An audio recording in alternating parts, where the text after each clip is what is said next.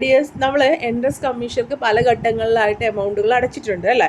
അപ്പോൾ ആ എമൗണ്ട് നിങ്ങൾക്ക് എങ്ങനെ കിട്ടും എന്നുള്ള ക്വസ്റ്റ്യൻസ് കുറേ പേര് ചോദിച്ചു കണ്ടു.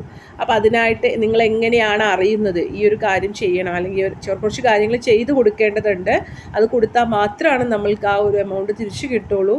അപ്പോൾ അതെങ്ങനെ അറിയും, ആ ഒരു ടൈമിൽ നിങ്ങൾ എന്തൊക്കെയാണ് ചെയ്യേണ്ടത് എന്നൊക്കെയാണ് നമ്മൾ ഈ ഒരു വീഡിയോയിലൂടെ നമ്മൾ പറയുന്നത് കേട്ടോ. അപ്പോൾ 2023 വരെ എൻട്രൻസ് കമ്മീഷണർ 3 പ്രാവശ്യം നോട്ടിഫിക്കേഷൻ ഇട്ടിട്ടുണ്ട്. അപ്പോൾ നമ്മുടെ അഡ്മിഷൻ പ്രൊസീജിയറൊക്കെ ക്ലോസ് ചെയ്ത്, അതായത് മെഡിക്കൽ ആൻഡ് മെഡിക്കൽ അലൈഡിൻ്റെയൊക്കെ ഇപ്പോൾ നടക്കണ്ടല്ലോ, അപ്പോൾ അതൊക്കെ ക്ലോസ് ചെയ്തിട്ടാണ് നമുക്ക് റീഫണ്ടിൻ്റെ കാര്യങ്ങളൊക്കെ എൻട്രൻസ് കമ്മീഷണർ തുടങ്ങുന്നത്. അപ്പോൾ 2023 ഞാൻ പറഞ്ഞല്ലോ 3 പ്രാവശ്യം എൻട്രൻസ് കമ്മീഷണർ ഈ നോട്ടിഫിക്കേഷൻ ഇട്ടിട്ടുണ്ടായിരുന്നു. ഈ റീഫണ്ടിന് അർഹരായവരുടെ ഒരു ലിസ്റ്റ്, പിന്നെ ചെയ്യേണ്ട കുറച്ച് കാര്യങ്ങളും പറഞ്ഞിട്ട് ഈ ഒരു നോട്ടിഫിക്കേഷൻ ഇട്ടിട്ടുണ്ടായിരുന്നു. അപ്പോൾ ഈ ആദ്യത്തെ നോട്ടിഫിക്കേഷൻ വന്നത് ജാനുവരിയിലായിരുന്നു. ജാനുവരി 22 ആയപ്പോഴാണ് ആദ്യത്തെ നോട്ടിഫിക്കേഷൻ വന്നത്. അപ്പോൾ അതിൽ നിങ്ങൾ ചെയ്ത് കൊടുക്കേണ്ട ഒരു കാര്യമുണ്ട്. അതായത് നമ്മൾ ഫീസ് അടയ്ക്കുമ്പോൾ നമ്മൾ പല അക്കൗണ്ടിൽ നിന്നാണ് നമ്മൾ ഫീസ് അടയ്ക്കുന്നത് അല്ലേ. ചിലപ്പോൾ നമ്മൾ അക്ഷയ സെൻറ്ററിൽ നിന്നായിരിക്കും, അല്ലെങ്കിൽ നമ്മുടെ അടുത്തുള്ള കഫേയിൽ നിന്നായിരിക്കും, അല്ലെങ്കിൽ നെയ്ബേഴ്സിൻ്റെയോ അല്ലെങ്കിൽ മറ്റുള്ളവരുടെയൊക്കെ അക്കൗണ്ടിൽ നിന്നായിരിക്കും ചിലപ്പോൾ നമ്മൾ ഈ ഒരു എൻട്രൻസ് കമ്മീഷൻ അടയ്ക്കാനുള്ള എമൗണ്ട് അടയ്ക്കുന്നത്. അപ്പോൾ ആ ഒരു അക്കൗണ്ടിലേക്ക് തന്നെ നിങ്ങൾക്ക് ട്രാൻസ്ഫർ ചെയ്തിട്ടുണ്ടെങ്കിൽ ചിലപ്പോൾ നിങ്ങളുടെ കയ്യിലെത്തൂല. അക്ഷയയിലൊക്കെ കഫേയിലൊക്കെ ആണെങ്കിൽ ചിലപ്പോൾ അവർക്കും അറിയാൻ പറ്റില്ല ഇതാണെന്നുള്ളത്. അപ്പോൾ നിങ്ങളുടെ കയ്യിലേക്ക് എത്താനുള്ള ബുദ്ധിമുട്ടൊക്കെ ഉള്ളത് കൊണ്ട് എൻട്രൻസ് കമ്മീഷണർ അതിനായിട്ടൊരു സൊല്യൂഷൻ വച്ചേക്കുന്നതാണ് നിങ്ങളുടെ തന്നെ ബാങ്ക് അക്കൗണ്ട് ഡീറ്റെയിൽസ് കൊടുക്കണം എന്നുള്ളത്. അപ്പോൾ നോട്ടിഫിക്കേഷൻ വരുമ്പോൾ നിങ്ങളോട് ആ ഒരു ടൈമിൽ നമ്മൾ എലിജിബിൾ ആയിട്ടുള്ള കുട്ടികളുടെ ലിസ്റ്റ് വിടും, നിങ്ങളോട് ബാങ്ക് അക്കൗണ്ട് ഡീറ്റെയിൽസ് കൊടുക്കാനും പറയും. അപ്പോൾ നിങ്ങൾ ചെയ്യേണ്ടത് എന്താണെന്ന് വെച്ചിട്ടുണ്ടെങ്കിൽ, ഈ നോട്ടിഫിക്കേഷൻ വരുമ്പോൾ ഇതെങ്ങനെ അറിയും എന്ന് വെച്ചാൽ, നോട്ടിഫിക്കേഷൻ വരുന്നത് നമ്മൾ വെബ്സൈറ്റ് നോക്കേണ്ടതായിട്ട് തന്നെ വരും. അപ്പോൾ ഞാൻ പറഞ്ഞല്ലോ, ഈ കഴിഞ്ഞ വർഷം ജനുവരി 1 ആദ്യത്തെ നോട്ടിഫിക്കേഷൻ വന്നത്. ഈ വർഷം ആ ടൈമിൽ തന്നെ വരണം എന്ന് നിർബന്ധമൊന്നുമില്ല. ചിലപ്പോൾ കുറച്ച് ദിവസം മുമ്പോട്ട് നീങ്ങാം, അല്ലെങ്കിൽ കുറച്ച് ദിവസം ബാക്കിലേക്ക് പോകാം. അപ്പോൾ നിങ്ങൾ നോക്കേണ്ടത് വെബ്സൈറ്റ് റെഗുലറായിട്ട് നോക്കുക എന്നുള്ളത് തന്നെയാണ് ഈ ഒരു കാരണം ഓട്ടോമാറ്റിക്കായിട്ട് നമ്മുടെ അക്കൗണ്ടിലേക്ക് ഈ എമൗണ്ട് വരാനുള്ള സാധ്യത കുറവാണ്. ഇപ്പോൾ MCCയുടെ കൗൺസിലൊക്കെ ആണെങ്കിൽ നമ്മൾ അടച്ച അക്കൗണ്ടിലേക്ക് തന്നെ തിരിച്ചു വരും. പക്ഷേ ഇവിടെ അങ്ങനെയല്ല, നമ്മൾ അക്കൗണ്ട് ഡീറ്റെയിൽസ് കൊടുക്കണം. അപ്പോൾ അതിനായിട്ട് നമ്മൾ എന്ത് ചെയ്യണം, ഈ ഒരു ടൈമിൽ നോട്ടിഫിക്കേഷൻ വരുമ്പോൾ നമ്മളുടെ പ്രൊഫൈലിൽ ലോഗിൻ ചെയ്തിട്ട് അവിടെ നമുക്ക് സബ്മിറ്റ് ബാങ്ക് അക്കൗണ്ട് ഡീറ്റെയിൽസ് എന്ന് പറഞ്ഞിട്ട് ഒരു ലിങ്ക് വരും. നമ്മുടെ പ്രൊഫൈലിൽ ഇപ്പോൾ ഓപ്ഷൻ കൺഫർമേഷൻ അങ്ങനെയൊക്കെ ഓരോ ലിങ്കുകൾ വന്നില്ലേ, അതുപോലെ സബ്മിറ്റ് ബാങ്ക് അക്കൗണ്ട് ഡീറ്റെയിൽസ് എന്ന് പറഞ്ഞിട്ട് ഒരു ലിങ്ക് വരും. അതിൽ നിങ്ങൾ ക്ലിക്ക് ചെയ്യാം. എന്നിട്ട് ആ ക്ലിക്ക് ചെയ്ത് കഴിയുമ്പോൾ അവിടെ കുറച്ച് കാര്യങ്ങൾ ചോദിച്ചിട്ടുണ്ടാവും. നിങ്ങളുടെ അക്കൗണ്ട് നമ്പർ, IFSC കോഡ്, അങ്ങനെയുള്ള കുറേ കാര്യങ്ങളൊക്കെ ചോദിച്ചിട്ടുണ്ടാവും. അത് നിങ്ങളുടെ പാസ്ബുക്കിലുള്ള പോലെ തന്നെ കൊടുക്കാം. അപ്പോൾ ഒരു കാര്യം ശ്രദ്ധിക്കുക, നിങ്ങൾ NRI അക്കൗണ്ട്, അതുപോലെ തന്നെ സീറോ ബാലൻസ് അക്കൗണ്ട്, അങ്ങനെയുള്ള അക്കൗണ്ടൊക്കെ കൊടുക്കാതിരിക്കുന്നതാണ് നല്ലത്. NRI അക്കൗണ്ട് ഒരിക്കലും കൊടുക്കരുത്. നമ്മുടെ സാധാരണ സേവിങ്സ് ബാങ്ക് അക്കൗണ്ട് ഇല്ലേ, അത് കൊടുക്കുക. അത് നിങ്ങളുടെ പേരിലുള്ളതോ നിങ്ങളുടെ പാരൻസിൻ്റെ പേരിലോ ആരുടെയെങ്കിലും പേരിലുള്ള ഒരെണ്ണം കൊടുക്കാവുന്നതാണ് കേട്ടോ. അപ്പോൾ അത് നിങ്ങൾക്ക് ഒരു എമൗണ്ട് വന്നാൽ അതിലേക്ക് കിട്ടുന്ന ഒരു അക്കൗണ്ട് നമ്പർ തന്നെ, അല്ലെങ്കിൽ അക്കൗണ്ട് തന്നെ കൊടുക്കാനായിട്ട് ശ്രദ്ധിക്കാം. അപ്പോൾ നിങ്ങൾ അതിൽ പറഞ്ഞേക്കണ പോലെ അക്കൗണ്ട് നമ്പറോ IFSC കോഡോ എന്താണോ അതിൽ പറഞ്ഞേക്കണം, ആ കാര്യങ്ങളൊക്കെ കൊടുത്തതിന് ശേഷം നിങ്ങൾ സബ്മിറ്റ് കൊടുക്കണം. സബ്മിറ്റ് കൊടുത്ത് കഴിഞ്ഞിട്ട് അവിടെ പ്രിൻറ്റ് ബാങ്ക് അക്കൗണ്ട് ഡീറ്റെയിൽസ് എന്നുള്ളൊരു ഇതും കൂടി കാണിക്കും, ഒരു ലിങ്ക് പോലെ കാണിക്കും. നമ്മളിപ്പോൾ ഓപ്ഷൻ രജിസ്ട്രേഷനൊക്കെ ചെയ്തിട്ട് അതിൻ്റെ ഇത് അവിടെ ലാസ്റ്റ് നമ്മൾ ഡൗൺലോഡ് ചെയ്തെടുക്കാനൊരു സ്ഥലം ഉണ്ടായില്ലേ, അതുപോലെ ആ ഒരു പ്രിൻറ്റ് നമ്മൾ ഡൗൺലോഡ് ചെയ്തെടുക്കണം.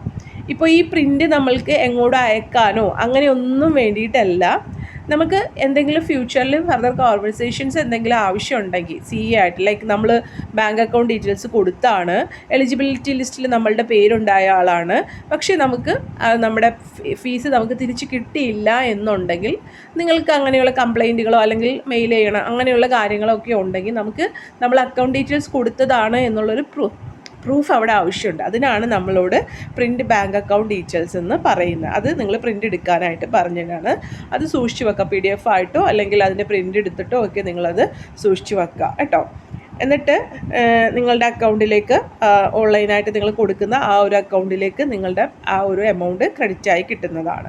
അപ്പോൾ ഇവിടെ നോക്കിയേ, ഇതിപ്പോൾ 2023 23 നമുക്ക് ആദ്യത്തെ നോട്ടിഫിക്കേഷൻ വന്നത് 22/1/2024 ആ 22 മുതൽ 1/2/2024 വരെ ആയിരുന്നു ആദ്യത്തെ ഡേറ്റ് തന്നിരുന്നത്. ആ ഒരു ടൈമിൽ ഈ കാര്യങ്ങളൊക്കെ കൊടുക്കാനായിട്ട്.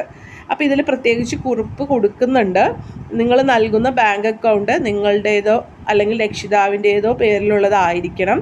ഓൺലൈനായിട്ട് കൊടുക്കുന്ന ബാങ്ക് അക്കൗണ്ട് വിവരങ്ങൾ ശരിയാണെന്ന് നിങ്ങൾ ഉറപ്പുവരുത്തണം.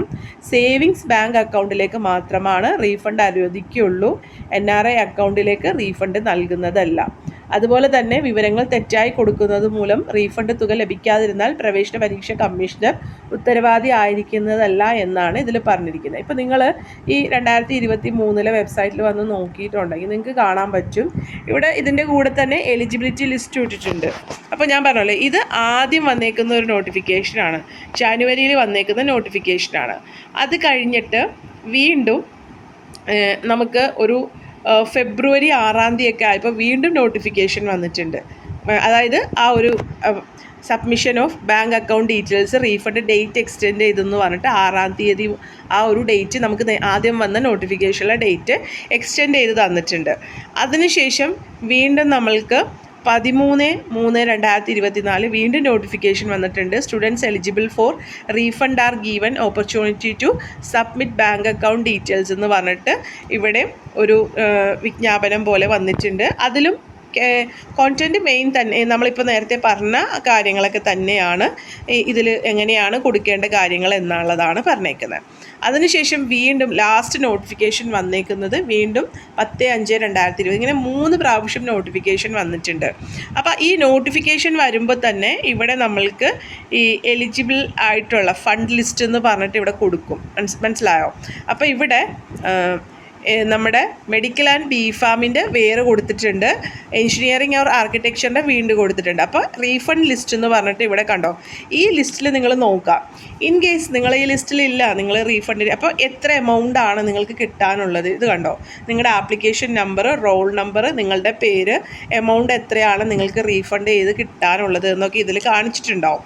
മനസ്സിലായോ? അപ്പോൾ ഇതിൽ നിങ്ങൾക്ക് വ്യത്യാസം ഉണ്ടെങ്കിൽ നിങ്ങൾക്ക് ഇതിൽ കൂടുതൽ എമൗണ്ട് കിട്ടാനൊക്കെ ഉണ്ടെങ്കിൽ എൻട്രൻസ് കമ്മീഷനായിട്ട് കോൺടാക്ട് ചെയ്ത് മെയിൽ ചെയ്യുകയൊക്കെ ചെയ്യാം. നിങ്ങൾക്ക് ഫീസ് അടച്ച ആ റിസിപ്റ്റൊക്കെ അറ്റാച്ച് ചെയ്ത് വെച്ചിട്ട് നിങ്ങൾക്ക് ഇത് മെയിൽ ചെയ്യുക, അങ്ങനെയൊക്കെ ചെയ്യാം. അപ്പോൾ ഈ ലിസ്റ്റിൽ പേരുള്ളവരെല്ലാവരും തന്നെ നിർബന്ധമായിട്ടും ഈ നമ്മളുടെ ഈ ഒരു ഇത് കൊടുക്കണം, ബാങ്ക് അക്കൗണ്ട് ഡീറ്റെയിൽസ് കൊടുക്കണം. ഈ ലിസ്റ്റിൽ പേരുണ്ട് എന്ന് പറഞ്ഞിട്ട് നിങ്ങൾക്ക് ഫീ റീഫണ്ട് ചെയ്ത് കിട്ടൂല. നിങ്ങൾ എന്ത് കൊടുക്കണം? ബാങ്ക് അക്കൗണ്ട് ഡീറ്റെയിൽസ് കൊടുത്താൽ മാത്രമാണ് നിങ്ങളുടെ അക്കൗണ്ടിലേക്ക് ഈ പറഞ്ഞിരിക്കുന്ന എമൗണ്ട് വരുള്ളൂ കേട്ടോ. അപ്പോൾ ഈ 3 പ്രാവശ്യം വരുമെന്ന് പറഞ്ഞല്ലോ, ചിലപ്പോൾ 3 പ്രാവശ്യം വരുന്നതും സെയിം ലിസ്റ്റ് അല്ലായിരിക്കും. അപ്പോൾ നിങ്ങൾ ആദ്യത്തെ ലിസ്റ്റിൽ വന്നിട്ടില്ല എങ്കിൽ പോലും നിങ്ങൾ പ്രൊഫൈലിലൂടെ നിങ്ങൾക്ക് ബാങ്ക് അക്കൗണ്ട് ഡീറ്റെയിൽസ് സബ്മിറ്റ് ചെയ്യാനുള്ള ലിങ്ക് ഉണ്ടെങ്കിൽ കൊടുത്തേക്കുക. പിന്നെ സെക്കൻഡ് ലിസ്റ്റ് വരുമ്പോഴും നോക്കുക നിങ്ങളുടെ പേര് അതിലുണ്ടോ എന്നുള്ളത്. അപ്പോൾ നിങ്ങൾ ആദ്യം കൊടുത്തവരാണെങ്കിലും വീണ്ടും വേണമെങ്കിൽ കൊടുത്തേക്കുക, കുഴപ്പമൊന്നുമില്ല കേട്ടോ. ഇനി ഇൻ കേസ് എന്തെങ്കിലും ഇതുണ്ടെങ്കിൽ അല്ലെങ്കിൽ നിങ്ങൾ ആ ഒരു ടൈമിൽ എൻട്രൻസ് കമ്മീഷണർ കോൾ ചെയ്തിട്ട് ഞങ്ങൾ ആദ്യം ഇത് കൊടുത്താണ് വീണ്ടും കൊടുക്കണോ എന്നുള്ള കാര്യങ്ങൾ ഒന്ന് ചോദിച്ചിട്ട് ബാക്കി കാര്യങ്ങൾ ചെയ്യുക കേട്ടോ. അപ്പോൾ ഞാൻ പറയുന്നത് ഇത് 3 പ്രാവശ്യം വരും. ആദ്യം കൊടുത്തവർ 3 പ്രാവശ്യം കൊടുക്കണമെന്ന് നിർബന്ധമൊന്നുമില്ല, പക്ഷെ കൊടുത്തെന്ന് വിചാരിച്ചിട്ട് കുഴപ്പമില്ല. നിങ്ങൾക്ക് ആ ഒരു എമൗണ്ട് എല്ലാവരുടെയും ഓക്കെ ആയിട്ടാണ് എമൗണ്ട് നമ്മുടെ അതിലേക്ക് വന്നൊക്കെ തുടങ്ങുള്ളൂ. അപ്പോൾ നിങ്ങൾ അടച്ച് നമുക്കൊരു കറക്റ്റ് ഡേറ്റ് എന്ന് വരും എന്ന് എമൗണ്ടൊന്നും നമുക്ക് പറയാൻ പറ്റില്ല. ഇച്ചിരി താമസം ഉണ്ടാവും, ചിലപ്പോൾ പെട്ടെന്ന് വന്നേക്കാം. ഇതൊക്കെ ഓരോ കാര്യങ്ങളാണല്ലോ, ഓരോ ഓർഡറും കാര്യങ്ങളും ഒക്കെ അനുസരിച്ചിട്ടാണ് നടക്കുന്നത്. പക്ഷേ നിങ്ങൾ എലിജിബിൾ ആയവരെല്ലാവരും, അല്ലെങ്കിൽ നിങ്ങൾക്ക് റീഫണ്ട് കിട്ടാൻ നിങ്ങൾക്ക് അറിയാമല്ലോ, നിങ്ങൾ എമൗണ്ട് അടച്ചിട്ടുണ്ട്, നിങ്ങളിപ്പോൾ 15-ാം തീയതിക്ക് മുമ്പ് തന്നെ മിക്കവരും പോകുന്നവരൊക്കെ തന്നെയാണ്. അപ്പോൾ ആ ഒരു റീഫണ്ട് എൻട്രൻസ് കമ്മീഷണർക്ക് അടച്ചത് ഈ ഒരു രീതിയിലൂടെയാണ് കിട്ടുന്നത്.